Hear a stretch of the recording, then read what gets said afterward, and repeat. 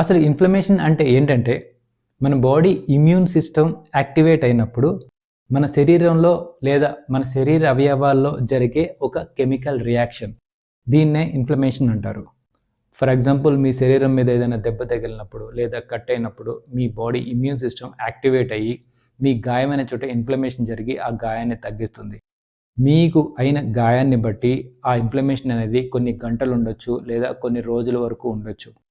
యాక్చువల్గా మీకు తగిలిన గాయాన్ని బట్టి అక్కడ పెయిన్ రావచ్చు లేదా స్వెల్లింగ్ ఉండొచ్చు లేదా శరీరంపై కమిలినట్టు కూడా ఉండొచ్చు. ఇవన్నీ ఇన్ఫ్లమేషన్ వల్లే జరుగుతాయి. మనకి ఎలా అయితే శరీరం మీద ఇంజ్యూర్స్ అవుతాయో అలాగే శరీరం లోపల కూడా ఇంజ్యూర్స్ అవుతూ ఉంటాయి. అవి వైరస్ వల్ల కావచ్చు, బ్యాక్టీరియాస్ వల్ల కావచ్చు, ఫంగస్ వల్ల కావచ్చు లేదా ఇతర ఏ కారణాల వల్ల అయినా మన శరీరం లోపల అవయవాలకు కూడా ఇంజ్యూర్స్ అవుతూ ఉంటాయి. సో అలా ఇంజ్యూర్స్ అయినప్పుడు మన బాడీలో కూడా ఇన్ఫ్లమేషన్ అనేది జరుగుతూ ఉంటుంది. యాక్చువల్గా ఈ ఇన్ఫ్లమేషన్ అనేది టెంపరరీగా ఆ గాయం తగ్గే వరకు జరిగితే దాన్ని అక్యూట్ ఇన్ఫ్లమేషన్ అంటారు. అలా కాకుండా ఇంజ్యూర్ తగ్గిన తర్వాత కూడా ఇన్ఫ్లమేషన్ అనేది కంటిన్యూగా జరుగుతూ ఉంటే దాన్ని క్రానిక్ ఇన్ఫ్లమేషన్ అంటారు. అంటే ఏంటంటే అవసరం లేకపోయినా కూడా మన ఇమ్యూనిటీ సిస్టమ్ యాక్టివేట్ అయ్యి ఉండటం. దీనివల్ల మన బాడీకి హామ్ జరుగుతుంది. ఇలా మన ఇమ్యూన్ సిస్టమ్ కంట్రోల్ తప్పి ఆటోమేటిక్గా యాక్టివేట్ అవ్వడాన్ని ఆటో ఇమ్యూన్ డిజార్డర్ అంటారు. దీనివల్ల వచ్చే డిసీజెస్ని ఆటో ఇమ్యూన్ డిసీజెస్ అంటారు. ఇలాంటి ఆటో ఇమ్యూన్ డిసీజెస్ కొన్ని వందలు ఉన్నాయి.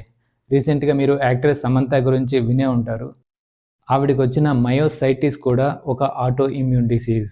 మయోసైటిస్ అనేది మన బాడీ మజిల్స్లో జరిగే ఇన్ఫ్లమేషన్ వల్ల వచ్చే డిసీజ్.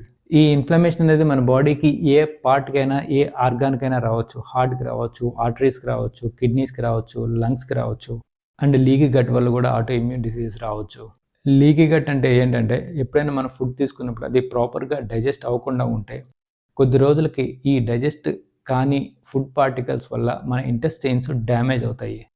అలాగ డ్యామేజ్ అయ్యి వాటి మధ్య గ్యాప్స్ ఏర్పడతాయి. ఎప్పుడైతే ఈ ఫుడ్ పార్టికల్ అంటే అన్డైజెస్టెడ్ ఫుడ్ పార్టికల్స్ ఈ గ్యాప్ త్రూ మన బ్లడ్ స్ట్రీమ్లో కలుస్తాయి. ఎప్పుడైతే బ్లడ్ స్ట్రీమ్లో కలుస్తాయో మన ఇమ్యూన్ సిస్టమ్ యాక్టివేట్ అయ్యి అది ఒక బ్యాక్టీరియా గానో లేదా వైరస్ గానో భ్రమించి దాన్ని అటాక్ చేస్తుంది.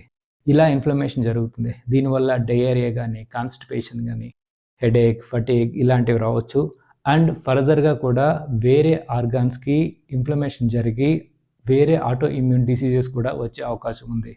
యాక్చువల్గా క్రానిక్ ఇన్ఫ్లమేషన్ వల్ల క్యాన్సర్ కూడా వచ్చే ప్రమాదం ఉంది. అసలు మీకు ఇన్ఫ్లమేషన్ ఎలా వస్తుంది అంటే వైరస్ వల్ల కావచ్చు, బ్యాక్టీరియాస్ వల్ల కావచ్చు, ఫంగస్ వల్ల కావచ్చు, స్ట్రెస్ వల్ల కావచ్చు, స్మోకింగ్ వల్ల కావచ్చు, ఆల్కహాల్ ఎక్కువగా తీసుకోవడం వల్ల కావచ్చు లేదా టాక్సిక్ ఎన్వైరన్మెంట్కి ఎక్కువగా ఎక్స్పోజర్ అవ్వటం వల్ల కావచ్చు, రేడియేషన్ వల్ల కావచ్చు మనకి ఇన్ఫ్లమేషన్ వచ్చే అవకాశం ఉంది. అంతేకాకుండా మనం తినే అన్హెల్దీ ఫుడ్స్ వల్ల కూడా మన బాడీలో ఇన్ఫ్లమేషన్ వస్తుంది. Fast foods, junk foods, sugary foods, ఇంకా కూల్ డ్రింక్స్ ఇలాంటి ఫుడ్స్ వల్ల కూడా మన బాడీలో ఇన్ఫ్లమేషన్ వస్తుంది. బేసిక్గా ఫాస్ట్ ఫుడ్స్లో, ప్రాసెస్డ్ ఫుడ్స్లో ఎక్కువగా వెజిటబుల్ ఆయిల్స్ని వాడతారు. ఈ వెజిటబుల్ ఆయిల్స్ అంటే నట్స్ నుంచి, సీడ్స్ నుంచి తీసిన ఆయిల్. వీటిలో ఎక్కువగా ఒమేగా 6 ఉంటుంది. మనం ఎక్కువగా ఒమేగా 6 తీసుకోవడం వల్ల మన బాడీలో ఎక్కువగా ఇన్ఫ్లమేషన్ అనేది జరుగుతుంది.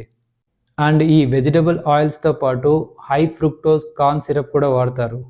ఇది కూడా మన హెల్త్కి చాలా చాలా డ్యామేజ్ చేస్తుంది. అండ్ టైప్ 2 డయాబెటీస్ వల్ల కూడా ఇన్ఫ్లమేషన్ వచ్చే అవకాశం ఉంది. ఎందుకంటే మీకు ఇన్సులిన్ రెసిస్టెన్స్ ఉండటం వల్ల మీ ప్యాంక్రియాస్ ఎక్కువగా ఇన్సులిన్ ప్రొడ్యూస్ చేస్తుంది. ఇలా ఎక్కువగా ఇన్సులిన్ ప్రొడ్యూస్ చేయడం వల్ల మీ బ్లడ్లో ఇన్సులిన్ ఎక్కువగా ఉంటుంది. ఇలా బ్లడ్లో ఇన్సులిన్ ఎక్కువగా ఉంటే అది ఇన్ఫ్లమేషన్కి దారితీస్తుంది. అలాగే మీ బ్లడ్లో ఎక్కువ గ్లూకోజ్, షుగర్స్ ఉన్నా కూడా అది ఇన్ఫ్లమేషన్కి కారణం అవుతుంది. ఇలా ఇన్ఫ్లమేషన్తో వచ్చిన డిసీజెస్ పేర్లు చివర ITISతో ఎండ్ అవుతాయి. అన్నీ కాదు, కొన్ని డిసీజెస్ పేర్లు.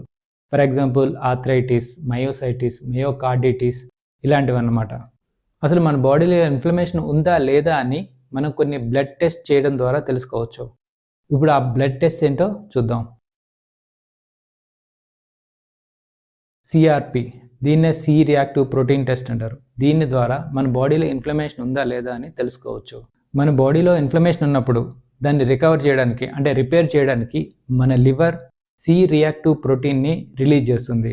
అంటే మన బ్లడ్లో సి రియాక్టివ్ ప్రోటీన్ CRP ఎక్కువగా ఉంటే దాని అర్థం మన బాడీలో ఇన్ఫ్లమేషన్ ఉంది అని. ESR, erythrocyte sedimentation rate. యాక్చువల్గా మన బ్లడ్లో ఎక్కువగా ప్రోటీన్స్ ఉన్నాయి అంటే దాని అర్థం ఏంటంటే మన బాడీలో ఎక్కడో ఇన్ఫ్లమేషన్ జరుగుతుంది. దాన్ని రికవర్ చేయడానికే, రిపేర్ చేయడానికే మన బ్లడ్లో ఎక్కువగా ప్రోటీన్స్ తిరుగుతూ ఉంటాయి. యాక్చువల్గా ఇన్ఫ్లమేషన్ వల్ల జరిగే డ్యామేజ్ నుంచి రికవర్ చేసేది ఫ్యాట్ సెల్స్. బట్ ఈ ఫ్యాట్ సెల్స్ని ఇన్ఫ్లమేషన్ జరిగే చోటుకి తీసుకువెళ్ళేవి ప్రోటీన్ మాలిక్యూల్స్. అందువల్లే మనం ప్రోటీన్ టెస్ట్ చేస్తాం. ఫెరిటిన్ కూడా మన బ్లడ్లో ఉండే ఒక కైండ్ ఆఫ్ ప్రోటీన్. యాక్చువల్గా ఈ ఫెరిటిన్ మన బ్లడ్లో ఉన్న ఐరన్ని హోల్డ్ చేస్తుంది. మీకు ఫెరిటిన్ తక్కువ ఉంది అంటే మీ బ్లడ్లో ఐరన్ కూడా తక్కువ ఉంది అని అర్థం. ఈ ఫెరిటిన్ ప్రోటీన్ కూడా ఎక్కువ ఉంది అంటే మీ బాడీలో ఇన్ఫ్లమేషన్ ఉంది అని అర్థం. యాక్చువల్గా మన బాడీలో ఇన్ఫ్లమేషన్ ఉందా లేదో తెలుసుకోవాలంటే ఇప్పుడు చెప్పిన 3 టెస్టులు సరిపోతాయి. యాక్చువల్గా ఈ 3 టెస్ట్స్తో పాటు 4వది హోమోసిస్టిన్ టెస్ట్. ఇది కూడా ఒక కైండ్ ఆఫ్ ప్రోటీన్. జనరల్గా ఇది ఆర్టరీస్లో ఉండే ఇన్ఫ్లమేషన్ని ఇండికేట్ చేస్తుంది. సో హోమోసిస్టిన్ ప్రోటీన్ ఎక్కువగా ఉంది అంటే దాని అర్థం ఏంటంటే మన ఆర్టరీస్లో ఇన్ఫ్లమేషన్ జరుగుతుంది అని. అంతేకాకుండా B12 డిఫిషియన్సీ ఉన్నా కూడా మీ హోమోసిస్టిన్ లెవెల్స్ ఎక్కువగా ఉంటాయి. ఇది ఒక B12 కాదు, B6, B9 ఇవి డిఫిషియన్సీ ఉన్నా కూడా మీ హోమోసిస్టిన్ లెవెల్స్ ఎక్కువగా ఉంటాయి. మన ఆర్టరీస్లో ఇన్ఫ్లమేషన్ ఉన్నా లేదా B12, B6, B9 vitamins deficient ఉన్నా కూడా ఈ హోమోసిస్టిన్ లెవెల్స్ ఎక్కువగా ఉంటాయి. యాక్చువల్గా మీకు కొద్దిపాటి ఇన్ఫ్లమేషన్ ఉంది అంటే మీరు కొద్దిపాటి డైట్ చేంజెస్తో మీ ఇన్ఫ్లమేషన్ని తగ్గించుకోవచ్చు. ఇప్పుడు ఆ డైట్ ఏంటో చూద్దాం. మీరు గ్రెయిన్స్ తగ్గించాలి అంటే మిల్లెట్స్, రైస్, గోధుమలు ఇలాంటివన్నీ తగ్గించాలి. అండ్ డైరీ ప్రొడక్ట్స్ని తగ్గించాలి. అండ్ నట్స్ అండ్ సీడ్స్ని తగ్గించాలి. అండ్ కోర్స్ మీరు ఫాస్ట్ ఫుడ్స్ని, ప్రాసెస్డ్ ఫుడ్స్ని కంప్లీట్గా కట్ చేయాలి. అండ్ ఎక్కువగా మీరు వెజిటబుల్స్, ఫ్రూట్స్ని ఎక్కువగా తీసుకోవాలి. ప్రోటీన్ కోసం మీరు మీట్ తీసుకోవచ్చు. మీట్లో preferably go for fish. And మీరు కుక్ చేసేటప్పుడు ఆలివ్ ఆయిల్ కానీ, కోకోనట్ ఆయిల్ కానీ లేదా హోమ్ బేస్డ్ ఘీ కానీ వాడచ్చు. అండ్ మీరు కంప్లీట్గా వెజిటబుల్ ఆయిల్స్ని కట్ చేయాలి. రిఫైన్డ్ ఆయిల్స్ని కట్ చేయాలి. ఓన్లీ ఎక్స్ట్రా వర్జిన్ ఆయిల్ లేదా కోల్డ్ ప్రెస్డ్ ఆయిల్స్ మాత్రమే యూజ్ చేయాలి. అండ్ కోర్స్ వీటితో పాటు సిగరెట్స్, ఆల్కహాల్ లాంటివి కంప్లీట్గా కట్ చేయాలి. అండ్ మోడరేట్ వర్కౌట్స్ కూడా చేయాలి. యాక్చువల్గా కొంతమందిలో డైజెస్టివ్ సిస్టమ్ అన్ని రకాల ఫుడ్స్ని డైజెస్ట్ చేసుకోలేకపోవచ్చు.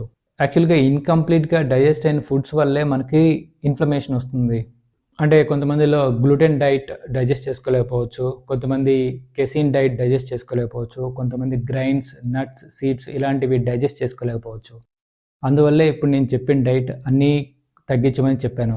ఇలా కొద్ది రోజులు ట్రై చేసి ఆ తర్వాత మళ్ళీ బ్లడ్ టెస్ట్ చేయించుకోవడం ద్వారా మీకు ఇన్ఫ్లమేషన్ తగ్గింది అనిపిస్తే మళ్ళీ ఏదైతే తగ్గించారో అవి ఒక్కొక్కటిగా కొంచెం కొంచెం ఇంక్రీజ్ చేసుకుంటారండి. అండ్ ఏ ఫుడ్ వల్ల మనకి ఇన్ఫ్లమేషన్ ట్రిగ్గర్ అయిందో తెలుసుకుంటే ఆ ఫుడ్ని మాత్రమే అవాయిడ్ చేస్తే సరిపోతుంది. ఫర్ ఎగ్జాంపుల్ మీరు ఫస్ట్ డైరీ ప్రోడక్ట్ని ఇంక్రీజ్ చేయండి, ఆ తర్వాత గ్రెయిన్స్ ఇంక్రీజ్ చేయండి. గ్రెయిన్స్లో మళ్ళీ మీకు గ్లూటెన్ ఉంటాయి, గ్లూటెన్ ఫ్రీ ఉంటాయి.